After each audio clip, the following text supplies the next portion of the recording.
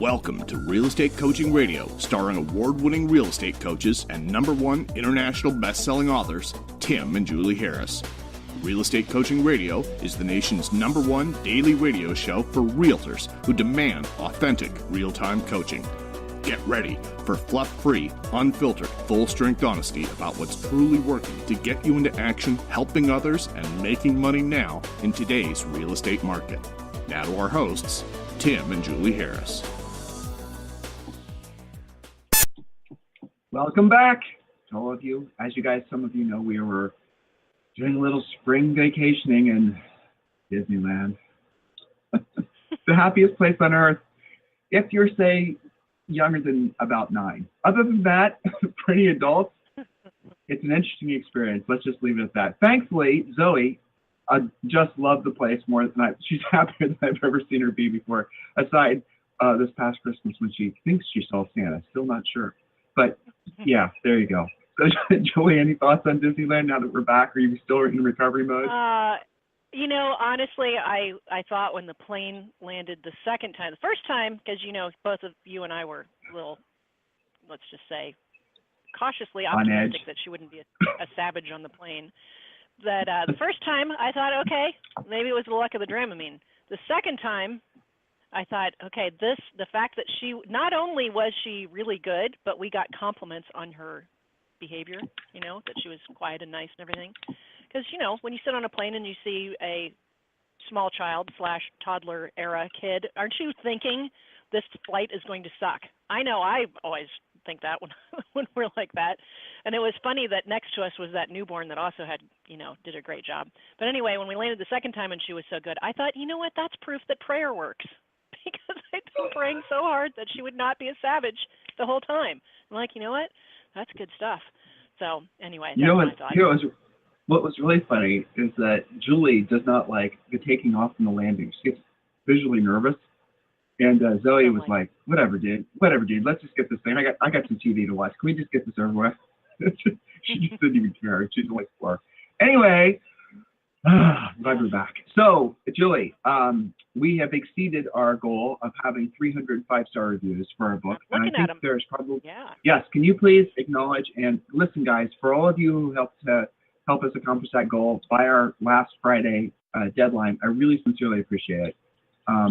It's one of the best reviewed books on Amazon. I think it's pretty much the only book that was specifically written for agents who don't want to screw around, just want to hit the ground running and build successful real estate careers. And the feedback you guys give us on the book, I have to tell you, is incredibly meaningful to Julie and I, because we're not often confident that you guys are understanding the nature of not what we're saying, because what we're saying is easily understood, but why we're saying it. And I mean, you guys get that. And I love it, because you're understanding that what we're trying to fulfill is our, I don't know if you want to call it obligation, that's how it almost feels, our inherent obligation to the industry, to the real estate industry. Because it was the real estate industry that took Julie and I from, less than nothing to where we are today. It really, truly was. It was the vehicle to help us basically become rich. And now that we've accomplished most of our financial goals and are still obviously setting new ones every day, we realize what a blessing this industry is. We get asked on a regular basis. This podcast is listened to by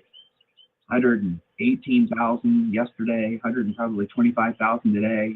That just a lot of people, and not all of them are agents. And we get emails from people like entrepreneurs and business people, because it's one of the top 15 podcasts on iTunes in our category. And so we get a lot of listeners. And iTunes recommends, hey, you like this podcast, you like the Harris's podcast, kind of thing. So we get a lot of people listening that aren't necessarily in the industry, and they always ask the same question. I'm in the insurance business, or I'm in this business, the other business, and I was just wondering, should I get in real estate? And it's like, the answer is always yes, because real estate, selling real estate is, I cannot think of another business that's so amazing, where you can literally build a business and you can take 6, 7%, 5%, I know in some cases, margins on on houses that you don't have to actually own. You can make margins on product you don't sell. I don't know if you guys have ever thought about that from a business perspective, but there's no other industry like that. I mean, you can literally start in the real estate business for less than $1,000 for your license, probably. And you can then go out and take listings. That's what we do. We show you how to get listings. And you can end up having, $1 million, $10 million, $100 million in inventory. People's houses that you have listed that cost you nothing every month, that you have to pay nothing as your product, and then you get to make margins on on that product. There's nothing else like that. Can you guys think of anything? I can't. So look, I know there's a cost associated with being a successful real estate agent. I know there's costs associated with running a successful real estate practice, but it's nothing like any other kind of business I can think of. So heck yeah, when we get that question, I don't even blink. I mean, of course, real estate's a blessing, but it also can be a huge curse. It can be an enormous time-wasting, money-sucking, energy-depleting curse if you don't do it right. And there really aren't a million ways to do it. A lot of people will tell you that. It's not true. They'll say, oh, you can make your real estate business your business around your personality. It can be your creative outlet. You can work on your brand and your logo. You can blah, blah, blah, blah. No, don't think of real estate like that. Don't think of any business like that. A business is designed to make profit. And it only makes profit if it's providing a high level of service to ideally thousands and thousands, if not millions and millions of people, or in your case, many of you listening will be happy with dozens and dozens. I get it. But the reality of it is the profit is the actual product of what you're doing for a living. And you have to think of it like that. So don't think of it as a creative outlet. Don't think of it as a way for you to express yourself. Don't think of it as anything other than what it is. It is a vehicle for you to basically fulfill your dreams. It is an opportunity for you to be of service to others. And when you do that at a high enough level, you will have lots and lots of money and lots of profit if you run the business the way we tell you to run it in Harris Rules. And when I read these reviews, I am so overwhelmed with gratitude towards all of you because you guys get the message. The message that we preach is not bullshit. The message that we preach is about work. The message that we preach is about doing what you don't want to do and you don't want to do it at the highest level. That's a pretty unsexy message, I have to say. Who else is out there telling you to do what you don't want to do and you don't want to do it at the highest level? Nobody. Nobody tells you that. They all want you to believe that it's about your mindset and your go birds and all these other sort of like cerebral mental masturbation type things. It's not, guys. It's about hard work. It's about sucking it up. It's about doing what you don't want to do and you don't want to do it at the highest level. It's about being worthy of the success that you want to have and not thinking you're entitled to it. It's about actually learning how to be the best version of you as a salesperson. When you have that mindset and that approach to the business, that's what makes you unique. That's what's going to draw people to you. That's what's going to make you successful, make you a lot of money. All this other stuff, guys, you got to see it for what it is. It's goofiness, it's silliness. In our industry, not just our industry, but our industry especially, but pretty much the whole small business genre is filled with all these false hopes. Remember social networking about 10 years ago? Holy moly, that was going to be replacing the phone. Nobody was going to be using the phone. No face-to-face communications if you weren't social networking. And then it went to the next trendy topic, the next trendy topic. You guys notice, if you've been in the business for any amount of time, you've seen these trends ebb and flow. Now, some of those trends, when they bubble up, do have some legs. You can make money doing them, but they only generally will last where they'll be profitable for maybe 6 months, but nothing will ever replace the types of things that we ask you guys to do, ever. And, Julie had a coaching call. Her first coaching call today was, actually, Julie, what's his first name? Remind me? Sean. The guy who's basically, Sean. Yeah, we won't say his last name. So he has a very successful real estate practice in Maine, and because he's prospecting based, Massachusetts. I'm sorry, I always say that, don't I? Massachusetts. He is also, get this, guys, going to be living in Hawaii in tandem at the same time, and he's going to be starting a real estate practice there. And we've had many clients do that. We've had clients in Michigan who start practices in Florida. They do it simultaneously. They don't want to live in Michigan for the winter. Hey, we moved from Ohio. We moved because we don't want to be there in the winter either. You guys, when you're prospecting based and you're not based on buying leads and all this other Mickey Mouse, and when you're actually willing to work for your money, do what you don't want to do when you don't want to do it at the highest level, you have a real business, you have skills, you have the ability to live wherever you want to live in the world, not just in the United States. We have clients in Italy, we've had clients in Germany, England, Australia, and all what we ask you guys to do works globally. So thank you for your book reviews. Julie, please do acknowledge some of the folks, and then let's get to our topic. Yes, absolutely. So just a couple of quick, most recent reviews. One from JT regarding the book we were referring to is Harris Rules. If you haven't gotten it yet, just go to Amazon.com and type in Harris Rules book and choose how you would like to either download or receive that. JT writes, I have been in the real estate business for a few years and love the practical information. It's always back to the basics, prospect, and have a goal-setting mindset. This book also reminded me to be focused. Remember, focus stands for follow one course until successful. And then from Marco Delgado, he writes, this book is a guide for the novice to the veteran in real estate. It's a roadmap to success if you apply what Tim and Julie teach. No fluff, no bull. This is a book full of golden nuggets. Read it if you want to succeed. Thank you, Tim and Julie Harris. So those are our two latest reviews. We'll sprinkle a few more on you on tomorrow's podcast. And then on over to our private Facebook page. I think this is a great example of doing what you don't want to do when you don't want to do it, and what kind of results you get when you do that, from Chelsea Holden. Chelsea writes, woohoo! So I got way out of my comfort zone this morning and called for the first time ever for sale by owners in my area, otherwise known as unrepresented sellers. I talked with 2, left voicemails for the rest, received 1 call back. Total currently, for now, are 2 appointments set for next week. I'm getting my PLP and my FedEx package to send out today. Okay, so 8 for sale by owners attempted, 2 appointments set. Okay, how long did that possibly take? Okay, it's just amazing what you can create when you talk yourself into doing what you don't want to do when you don't want to do it. Chelsea wrote, I'm way out of my comfort zone.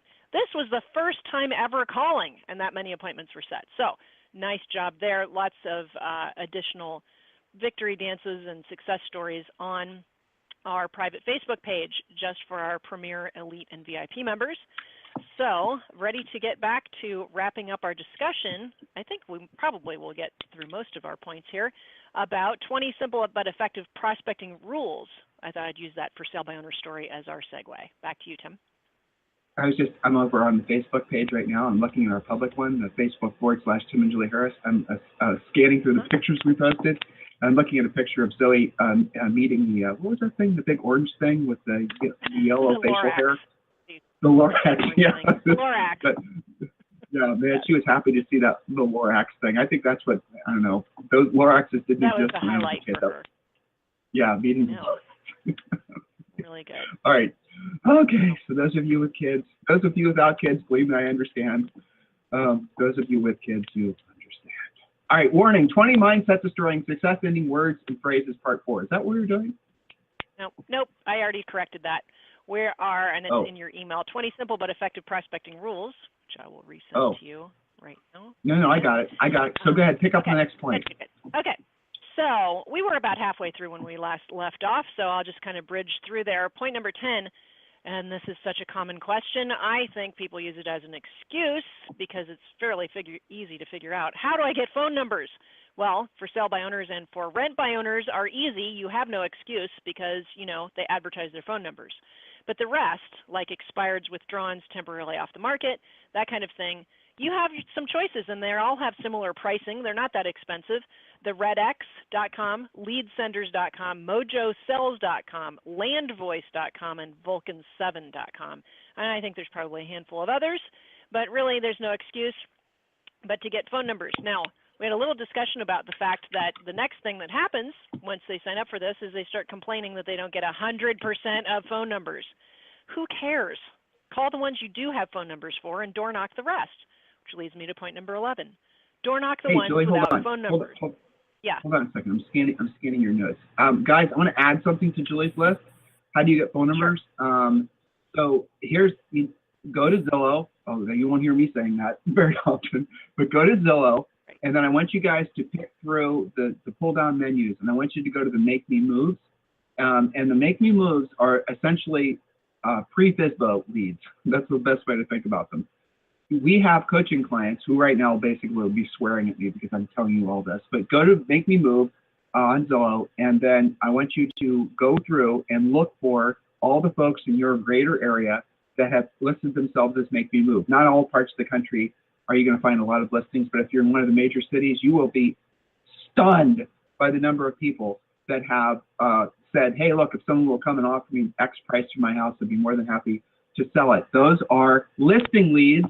You guys need to call them. The other thing that, now you can get this from Zillow. This is free from Zillow, which is nice. Go and look for the pre-NODs or look for the notice to default. So look for the defaults, basically. Again, it's an option in the pull-down menu.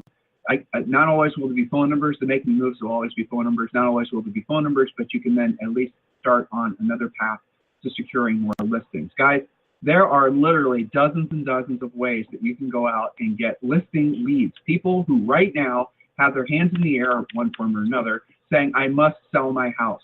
That's where your best energies in your real estate practice need to go every day. Ask yourself, would you rather have 5 buyers, or would you rather have 3 listings? Or would you rather have 100 buyers, or would you rather have 10 listings? Every one of you would rather have the listing. Don't believe the Mickey Mouse that you have to wait forever, that there's somehow some kind of like long process before you're allowed to become a listing agent. We sold over 100 houses our first year. Now, we're in our 40s now, and this is, we're in our early 20s, but what we did still works today.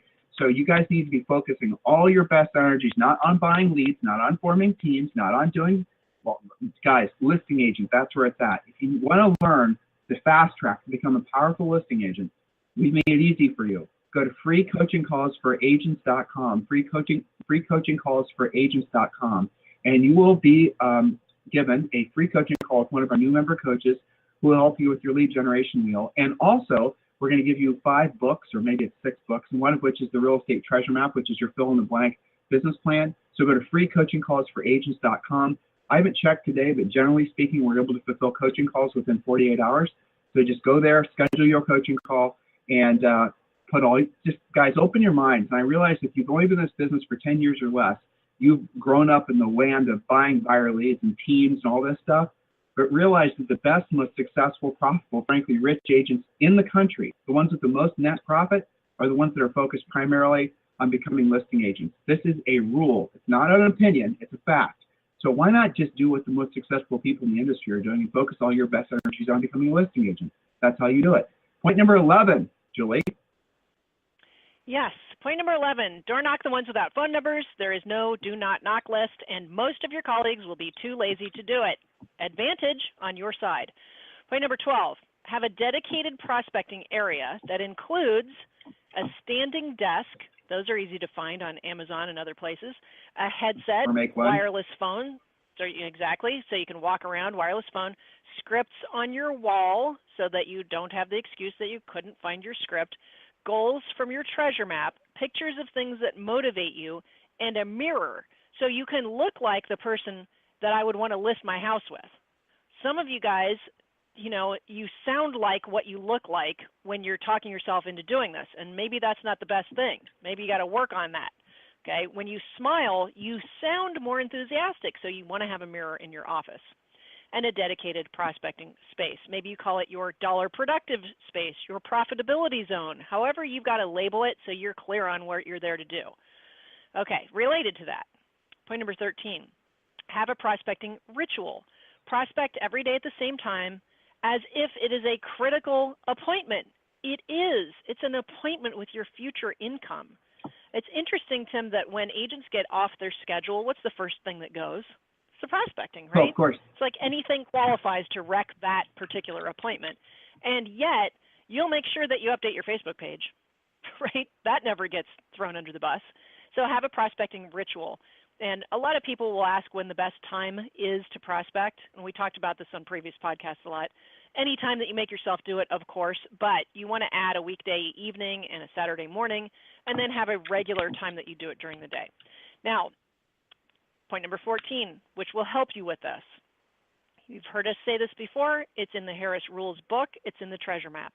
Practice a media-free morning to keep your mind clear. Don't clutter it with the drama from the news and all this other, crap that gets into your head. Practice a media-free morning. Anything you want to add to that, Tim? That's a phrase coined by you. So. Well, so move it to a media-free life. On the plane, there and back, we were watching the 5 channels, and 3 of which were the garbage news: CNN, Fox News, MSNBC. And I have to tell you guys, I perused it, I listened to a little bit of it, and because Julie and I do live media-free lives. As far as we don't watch the news, listen to the news, we just don't have any tune into it at all. Just don't care. I am stunned how all those major media outlets have they're not about news anymore. It's almost about this, I don't even know what the word is. It's not entertainment, but I suppose it must be. People must watch that crap because it makes them, I don't even know what, honestly. I'm not going to even try to understand why you'd watch the news nowadays. Must be just because you want to feel confused, angry. You want to feel vitriolic. You want to feel, I don't know. Exactly. You want to feel like you're, guys, it's insanity. It's really what it is. It's insane. To watch the news nowadays is literally a sign of insanity. There's nothing there that's of any value. If anything significant happens in the world, you're going to hear about it. You don't have to watch the news. But look at what that crap does to your mindset. It doesn't make you feel motivated. I was watching Lester Hall, NBC, I don't even know what the hell it was, nightly news or whatever, and they were talking about like the top 5 stories they were talking about. And I was like, shit show, followed by shit show, followed by shit show. And then the last story was something like that was a little bit like optimistic, but it was wall to wall horrid. And it's like, why would you watch this? This isn't the freaking news. I know why. Because people are addicted to the bad news. People are addicted to the crap. People are addicted to hearing all this horribleness about this, the other thing. They want to feel tribal. And nowadays, it's even gotten worse because we don't see ourselves, I'm not going to get on a soapbox, but we don't see ourselves as Americans anymore. It's, oh, I'm a liberal, or I'm a conservative, or I'm a progressive, or I'm a this or the other thing. And we're getting broken into these smaller and smaller little subgroups, which it's insane. Where does all that go? How do you actually function on this planet in a really high level if you are in any way trying to basically classify yourself as one of those little subgroups? How are you going to live by the rule of doing what you don't want to do when you don't want to do it at the highest level and being of service to others if you believe that you somehow are part of this little micro subgroup, and as a result of that, those are the people, that's your tribe? You're never going to find any success anywhere. It's just the exact opposite of what you want to do if you want to have a rich, fulfilling life. So listen, the strongest advice I could give to any of you guys is to not watch the news. Not in the morning, though we do say media-free morning. Not in the afternoon, not in the day. Don't turn on the radio. Just don't turn it on.